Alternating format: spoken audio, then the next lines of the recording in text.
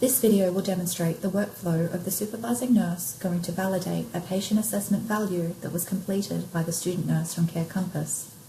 In this example, we, the supervising nurse, have noticed the entry for the patient's heart rate, taken manually, was incorrectly entered by the student nurse compared to what was verbally reported to us.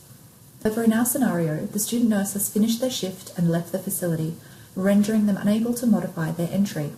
We will now correct the documentation to the appropriate value in the chart. All nursing staff, students included, are to ensure they always practice within their scope. As the supervising nurse, we will now access the data to review. However, we will note the incorrect heart rate data was entered. We will now enter the correct value into the patient's chart. For this video, we have already created a patient list in Care Compass and established a relationship with our patient. The student nurse has notified us they have completed their assessment of the patient.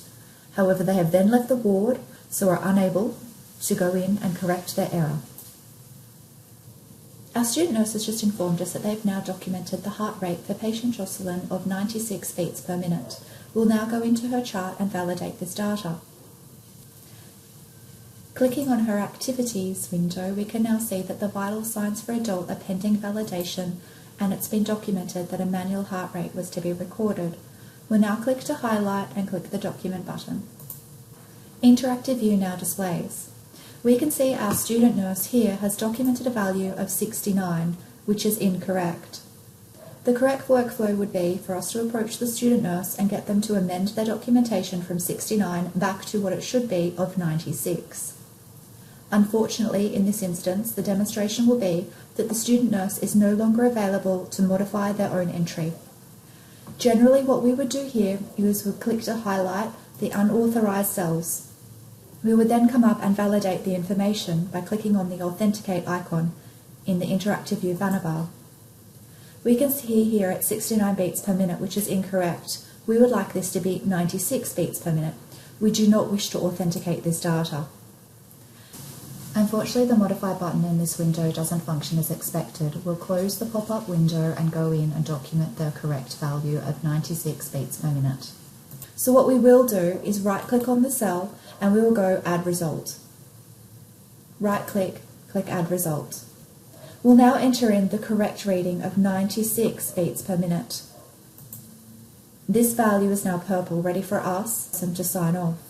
We will now click Tick to sign.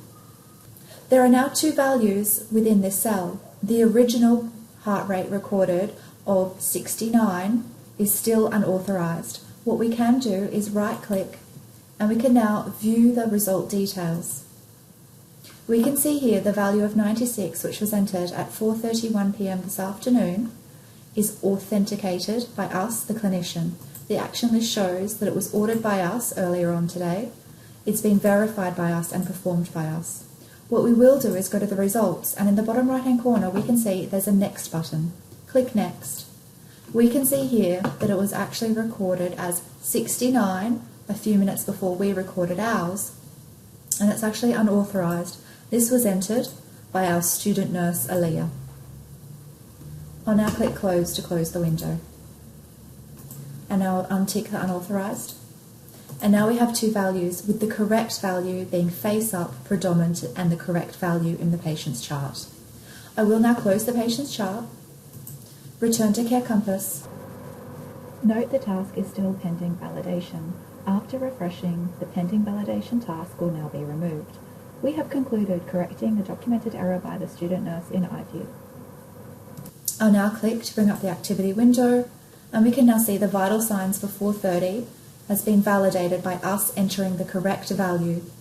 Again, the most appropriate workflow would be to go and approach the student nurse to rectify their error. In our demonstration, the student nurse was unable to do this, so we've gone in and entered the correct value ourselves. We have not validated the incorrect value.